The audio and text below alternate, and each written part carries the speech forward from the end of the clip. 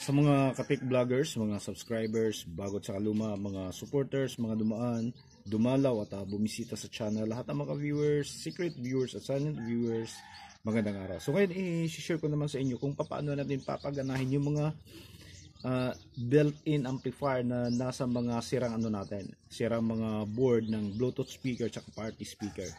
Kasi dati sinubukan ko to, hindi ko rin siya mapapagana. Hindi ko lang siya sinukuan kaya nakuha ko siya, no. So, ang problema nito dati, o ang na-discover ko nito dati, kapag ganito, katulad nito, nilagari ko rin yung iba. So, nang nilagari ko, sinuplayan ko siya. Tapos, hinanap natin yung kanyang, yung pinaka-mute sa mga estilo ng lumang Class B tsaka Class AB chips, amplifier chips. So, ang estilo naman nun dati, yung pinaka-mute niya, TTL, ground mo lang yon, magti-trigger na yon, gagana na yung amplifier mo. Kaya i-disable mo yung mute transistor niya, magno-normal na yon. So dito sa Class D amplifier, iba yung trabaho niya. Ano siya, kailangan ng specific voltage na papasok doon o signal na galing sa kanyang MCU.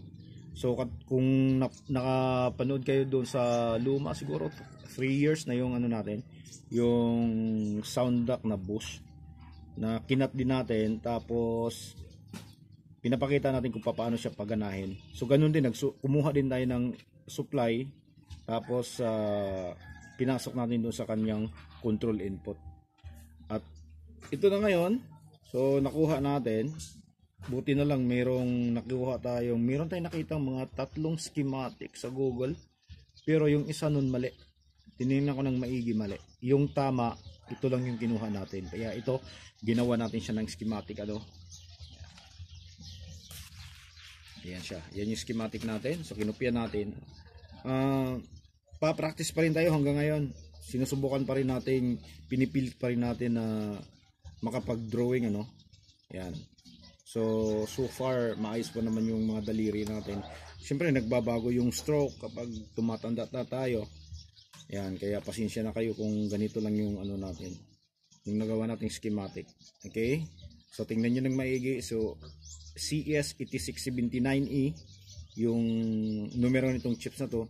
Ayan, kung mapapansin nyo, from pin 1 to pin 8, ito yung pinaka output stage nya.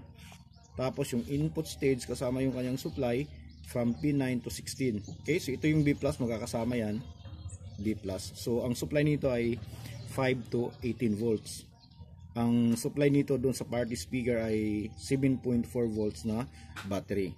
So ginagamit ko dito ngayon, sinusuplayan ko siya ng 12 volts kasi hanggang 18 naman siya .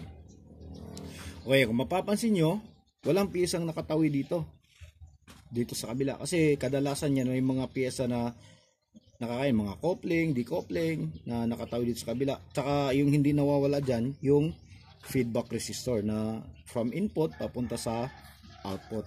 So ito, wala ka nang makikita dito. Kasi meron na siyang built-in. Okay? Meron na siyang built-in sa kanyang chips na feedback resistor. So ngayon, nung mapansin ko siya, ayan, kasi dito, ayan, napakaraming chips dito nung nilagari natin yan. Okay? Napakaraming chips. Tapos, katulad ng dati, nung dudut-dutin mo yung input niya, wala kang maririnig na normal audio. Wala kang maririnig. Okay? Ang maririnig mo, parang, alanganing pink noise, alanganing white noise. Ganun yung lalabas. Para kang naka-FM mode na walang station na nasasagap. Ganun yung lalabas dun sa speaker. So kapag nilagyan mo siya ng signal, napaka-distorted na mahinang-mahina. Okay? So ang ginawa natin, kasi nga yung nito, iba kasing connection nito . Ito, ba't marami yan? Kasi nagdidepende yan. Galing doon sa MCU at sa sound processor niya. Iba yun yung mga nagko-control. Kung halimbawa, baka nagbabago yung signal kapag pinifeed digital or analog, hindi natin alam.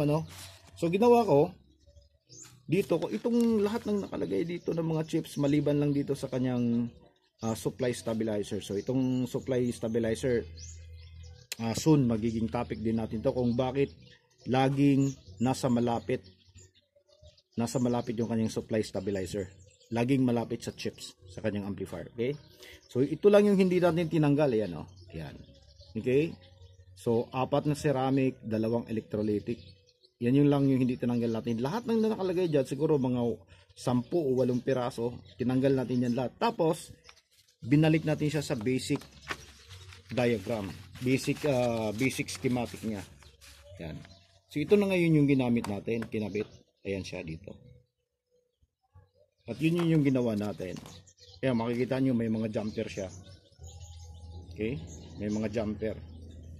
Yung mga jumper na yan, yun yung mga paanang kinabit nating resistor. Nasa likod na. Kaya nagdugtong tayo ng PCB para mas matibay siya. Hindi siya uuga-uga. Kung matutumba man to, ayan, mababali man to, hindi maapektuhan yung nakakonekta dito sa chips natin. Ayan nyo, pinong-pino yan, oh. Hindi mo basta-basta maano yan. Okay, so focus natin. Ayan. So napaka-pino niyan, ayan, oh. Ayan, kinabit natin, napaka-pino. Ayan siya. Ayan. Okay, so 2 channel to. Channel 1, channel 2, or channel 2 or channel 1. Tapos ito yung para sa kanyang high frequency driver sa Twitter. Yan. Okay, so paparinig natin sa inyo ano. So nung makabit na natin to, ito, ayan, gumana na siya. Normal na siya. Yan. Subukan natin.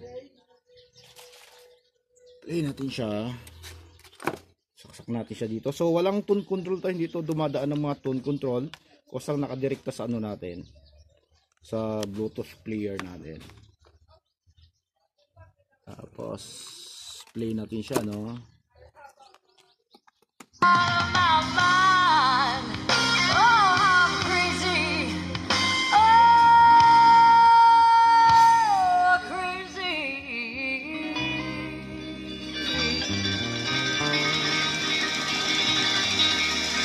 Okay, so malinaw siya tumunog, walang hum. Okay, may kalakasan din. 20 watts per channel lang siya sa 4 ohms. Subok natin sa iba. Maayos. So para sa mga para sa mga kapwa electronics enthusiast, mga amplifier fanatics na gustong mag-explore tsaka nag-uumpisa pa lang sila kung papaano gumagana yung classification D amplifier. So dito muna kayo mag-umpisa sa mga maliliit. Ayan, sinishare natin. Pwede nyo pag-aralan to. Saka kayo mag-jump dun sa mga matataas na power na yung may mga MOSFET nang nakadrive.